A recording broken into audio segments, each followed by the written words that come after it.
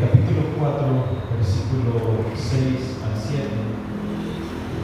Filipenses, capítulo 4, versículo 6 al 7, por favor.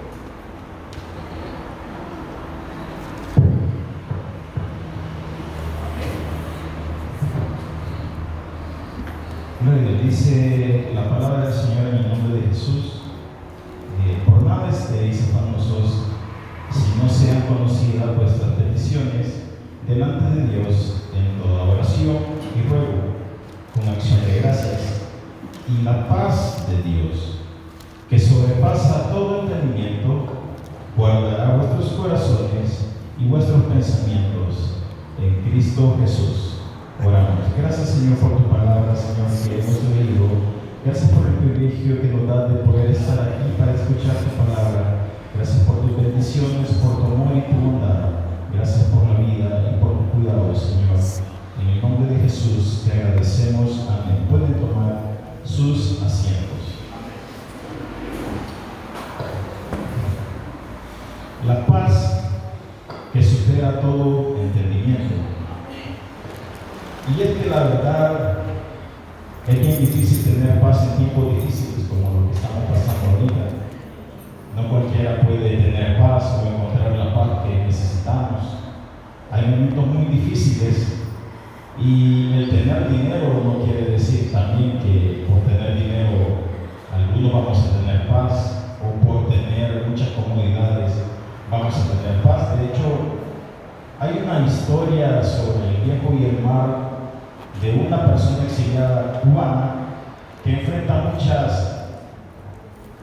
muchos problemas en su vida y se enfrenta a la vida porque la vida está llena de retos. Y curiosamente el escritor de este libro, que se llama El viejo y el mar, que a mí me gustó mucho, se suicidó. Era un escritor moral y no pudo más en determinado momento de la vida y se dio un disparo. También un actor que hacía muchas películas bonitas como La Sociedad de los Poetas Muertos y cosas así, o sea, películas de superación como Robin Williams, fue encontrado en su dormitorio solo. Se suicidó porque la razón de venir a esta vida y estar acá no quiere decir que todo el tiempo vamos a tener paz y no todo el tiempo vamos a tener felicidad, y algunos vamos a enfrentar las cosas que nos vengan de diferente manera y algunos nos vamos a quebrar. Y es que todos hemos pasado por momentos muy difíciles en la vida y que muchas veces hemos pensado que no vamos a salir de esa situación. Y en la Biblia encontramos un ejemplo de Daniel, que es un ejemplo notable de fe, porque el ser humano, por sus propios medios, gracias a Dios tenemos a Cristo que nos da fuerzas, porque en nuestras propias fuerzas nosotros no podemos hacer frente a muchas situaciones de la vida y necesitamos tener una esperanza. Como la Biblia nos narra y nos dice que Daniel era un joven israelita de la tribu de Judá que vivió durante un siglos antes de Cristo en el exilio babilónico. Él y otros jóvenes nobles fueron llevados cautivos por el rey de Babilonia.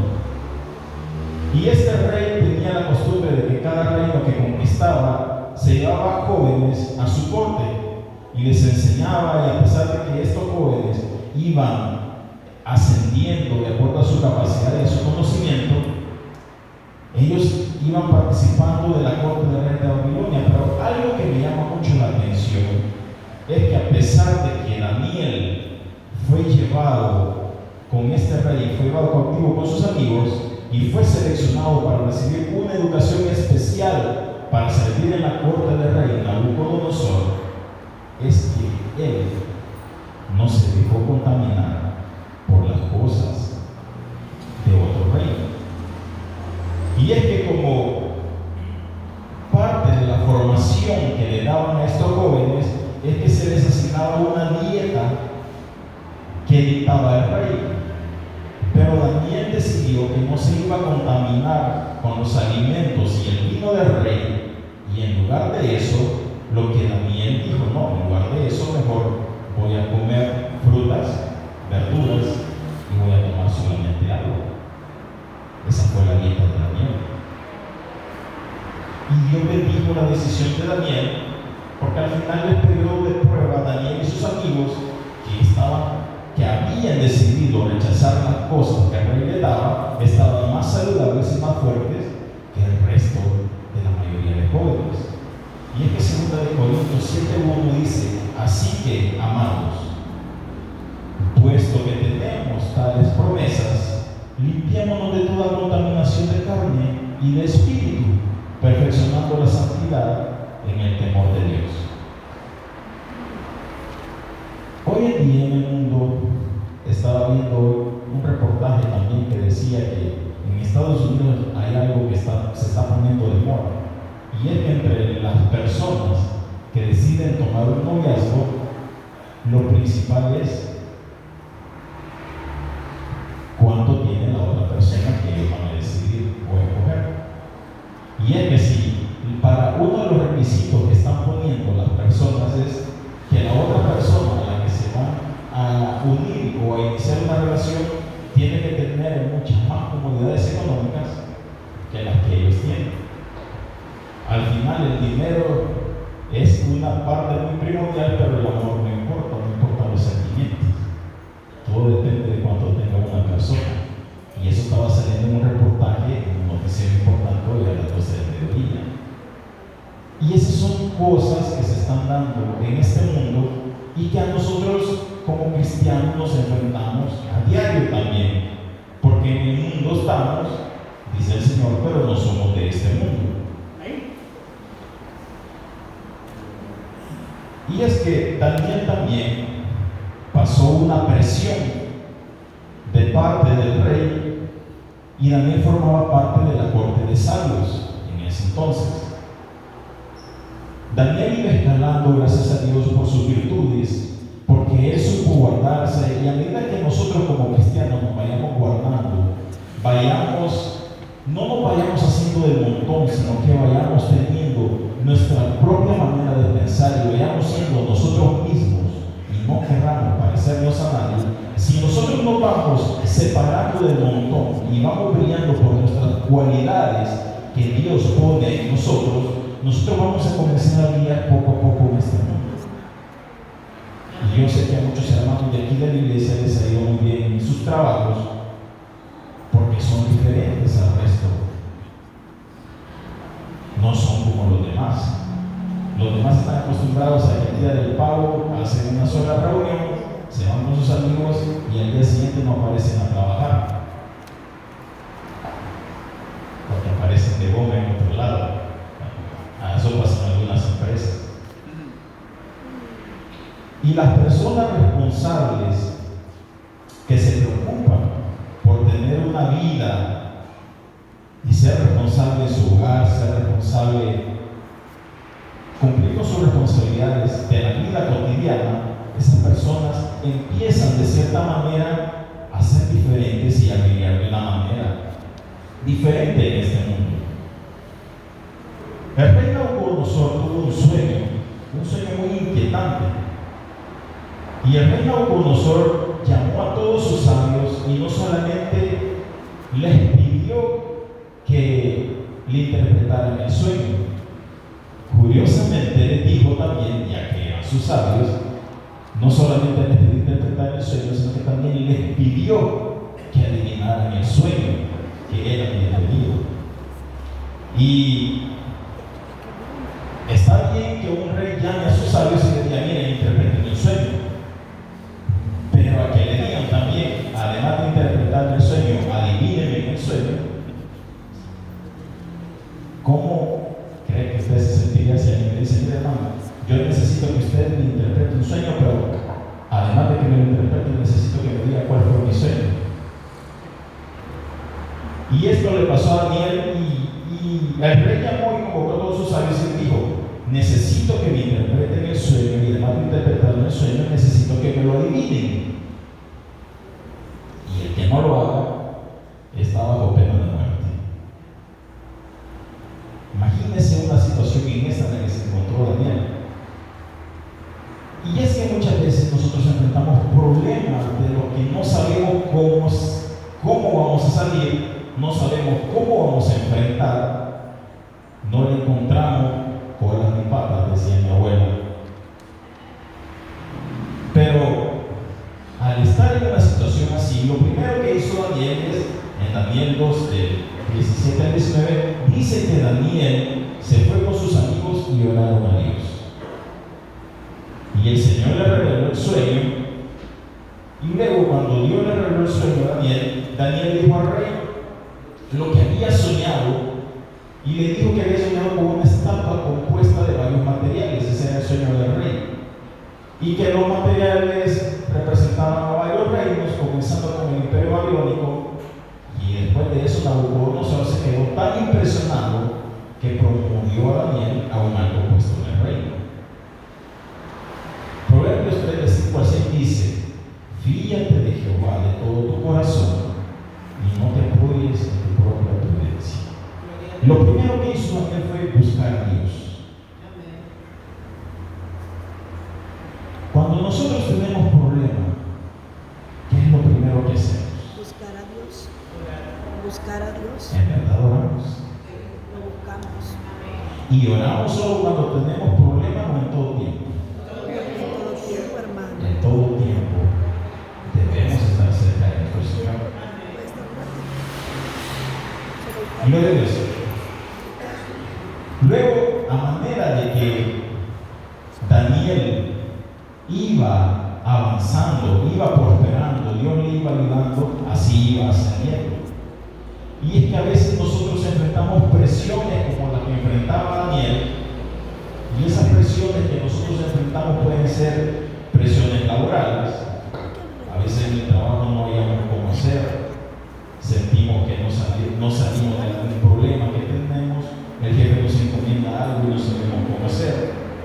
Los hermanos que trabajan acá, que tienen negocio propio, a veces no saben cómo pagar sus garantías, porque el tiempo no siempre está bien, a veces el tiempo está malo.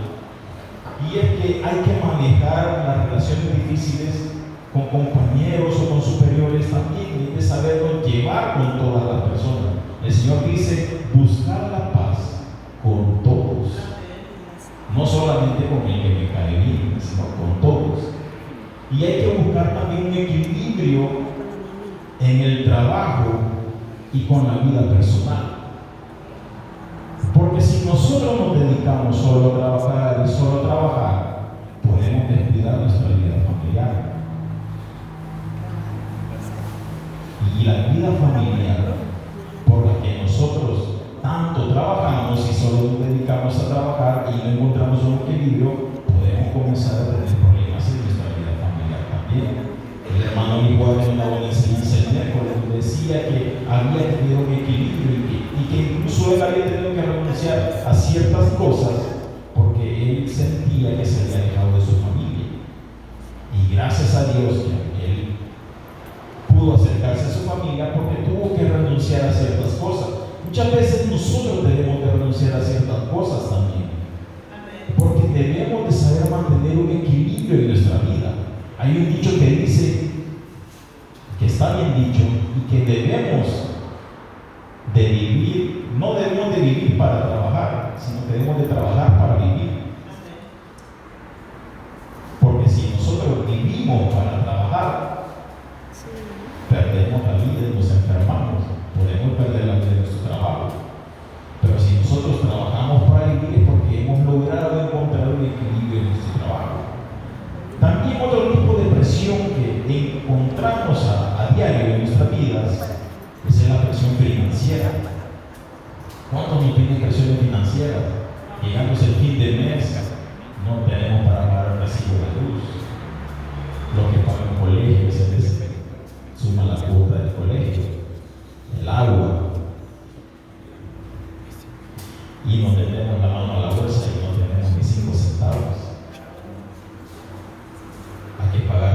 cuentas y deudas a tiempo, porque si uno no paga sus deudas a tiempo, la luz no le anda diciendo, mira, te voy a esperar, No. y le cortan la luz. Y muchos tienen negocios que dependen de la energía eléctrica. Sí. También debemos de manejar el costo de la vida que va creciendo. Hoy todo en aumento. Si usted va al mercado y quiere comprar $1 de limones, hoy le dan 3 por el dólar. Yo me acuerdo que antes eran hasta 15 por el dólar. Amén. Sí. Y esta situación que estamos viviendo por el huracán, por las lluvias, si usted no ha visto las noticias, no solamente aquí en Francia, estaba viendo un video donde una ciudad entera es inundada, los carros arrastrados. En Brasil, en México, había un video que estaba pasando ahora donde una persona que andaba trabajando, porque los que trabajan de Uber, los que trabajan en Uber Eats, los que trabajan en Driver, si no trabajan no pueden ganar. Y este tiempo es bien difícil para trabajar. Y estaba viendo que este repartidor, con el afán de llegar a donde tenía que llegar, se miraba la calle que estaba con el agua y se deja ir con la moto. Y fue arrastrado con la motocicleta. Y bien, y no quería soltar la moto todavía. Y él, cubierto con el agua, se lo llevaba arriba a media calle y ¿sabe qué tuvo que hacer? Soltar la moto. Perdió la moto, se quedó sin trabajar y que queda en la situación que estamos viviendo. Estaba la noticia hoy mi esposa me estaba contando también de una niña de 14 años aquí en el Guaje, no tan lejos, aquí en las casitas. La mamá sale diciendo que la niña se levantó hoy en la mañana, le preparó el desayuno, le se fue a trabajar y le cayó un paredón y la niña murió. Y es que nadie se imagina con esta situación que usted mira la lluvia, gracias a Dios lo que tenemos en casa un poco segura. No solamente decimos que rico está el clima, nos echamos el coche y nos acostamos, pero no sabemos cómo están las demás personas.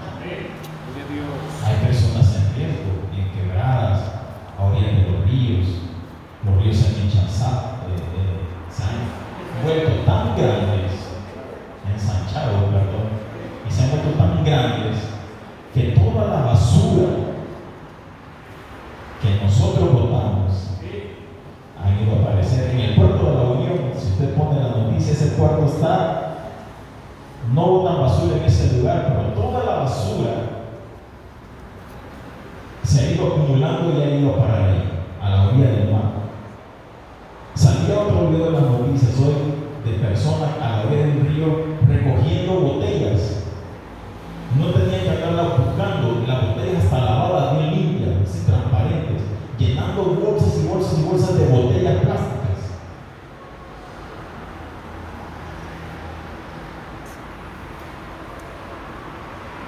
A pesar de las circunstancias que nosotros estamos pasando,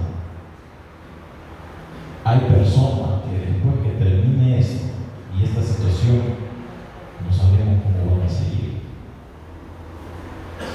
No sabemos cómo van a estar sus trabajos, no sabemos cómo van a estar sus casas, su familia va a estar incompleta.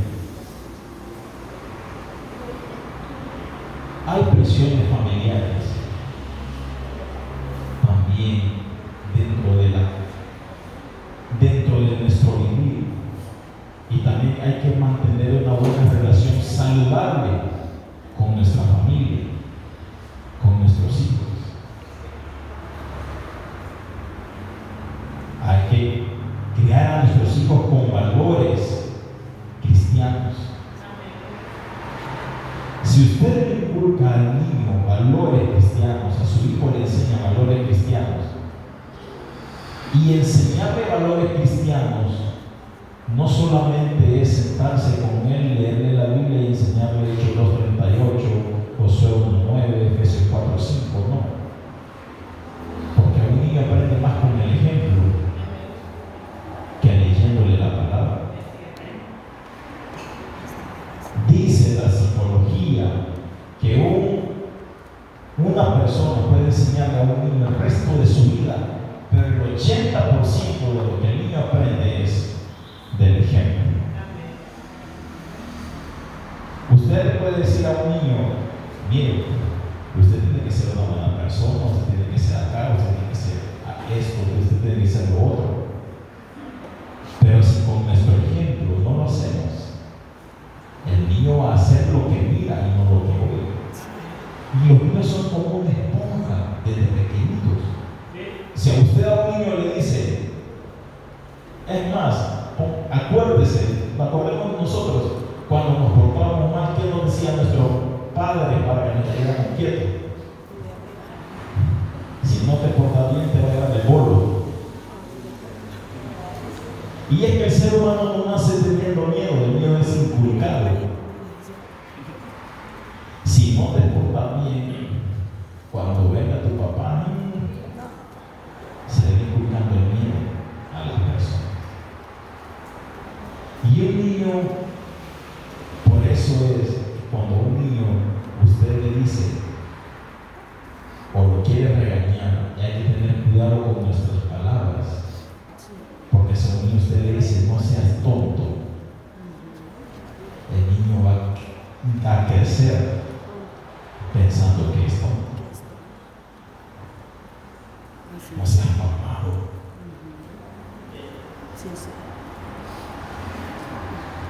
Y el niño, que hace o no, a veces puede pensar. Imagínese a un niño, usted le dice Santa Claus existe y el niño se la cree. ¿Cuánto no más cuando usted le dice no seas tonto, no seas bobo? Hay que tener cuidado con lo que hacemos. Y es que a veces todas esas presiones como adultos que no sabemos cómo lidiar nosotros con ellas, buscamos dónde desencadenarlas, dónde soltarlas. Cuando Daniel iba escalando, llegó un momento de la vida en que no todo es perfecto. Cuando usted empieza a brillar, cuando usted empieza a hacer las cosas bien, cuando nosotros venimos a la iglesia, el Señor no nos llamó para no tener problemas en la iglesia. Es más, puede ser que cuando usted vino a la iglesia comenzó a tener más problemas con el vecino, a tener más problemas en su trabajo. Y es que el Señor dice, venid a mí todos los que están cargados y cansados. Pero Él no dice, yo le voy a quitar sus cargas. Él dice, yo los haré descansar. Y cuando usted le ofrece a alguien un descanso, es para seguir después, no para quedarse ahí. El Señor dice, traed a mí todos los que están cargados y cansados y yo os haré descansar.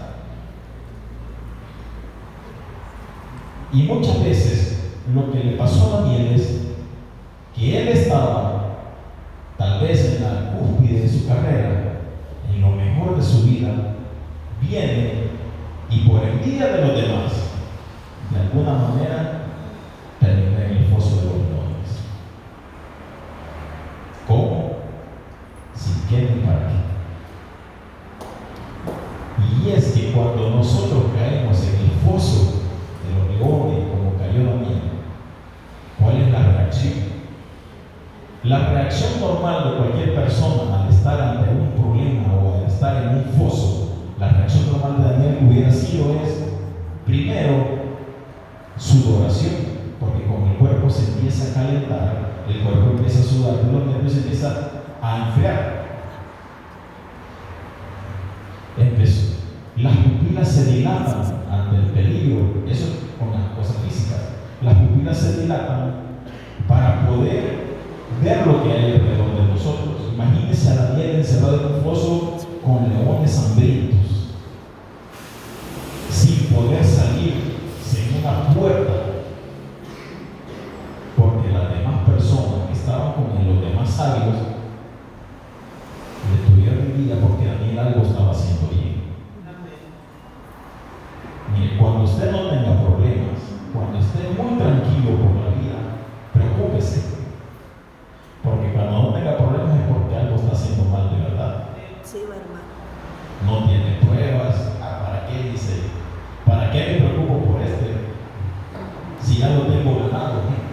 No quiere ir a la iglesia, se va a quedar durmiendo. Que se quede también. Dejémoslo tranquilo, dice. Pero cuando usted va a la iglesia, empieza a orar, va a los ayunos, no se pierde el culto de oración, viene el culto del domingo, el primero, se queda en el segundo, empieza a tener pruebas, empieza a tener dificultades en la vida. Y no todo es perfecto en la vida para un cristiano. Y es que el estar en una prueba extrema, como aprendíamos en la semana que estuvimos estudiando el Pentateuco, cuando el pueblo de Dios pasó por el desierto, fue para hacer probada su fe al límite, para probar su actitud. ¿Y quiénes entraron al final a la tierra prometida? No los que salieron de Egipto. Toda esa generación que salió de Egipto y que se rebeló contra Dios, el Señor se enojó y dijo: no, ustedes no van a entrar, ustedes se van a quedar acá y van a entrar solamente sus hijos. A pesar de que el pueblo obedeció, a pesar de que el pueblo presentó sacrificio a Dios, muchos de ellos no lograron entrar porque no tuvieron buena actitud. A pesar de que Daniel estuvo en el foso de los leones, él pudo mantener la calma, pudo mantener esa paz y esa fe puesta en Dios, y no le pasó nada. Otro ejemplo de calma y paz, y termino con esto, es en 2 Timoteo 4, 6 al 8. Estas palabras que leemos acá no es por lo que dice, sino por quién las escribe. Y es que las escribe Pablo, sabemos quién era Pablo. Al principio era perseguidor de cristianos. Él era un ciudadano romano que fue llamado por Dios. Pero en este momento en que él está escribiendo esto, él está preso. A pesar de tener todos los beneficios de haberle servido a Dios, de haber sido un apóstol, de haber seguido a Jesús de cerca, él se encuentra en una situación y escribe esto y dice: porque yo ya estoy para ser sacrificado. Eso era inminente, que lo había aceptado. Yo ya estoy para ser sacrificado y el tiempo de mi partida está cercano. Y dice: he peleado la buena batalla, he acabado la carrera, he guardado la fe. Por lo demás, me está guardada la corona de justicia, la cual me dará el Señor, juez justo, en aquel día. Y no solo a mí, sino también a todos los que aman su venida. Pongámonos en pie esta noche. Gloria a Dios. Denle un aplauso al Señor.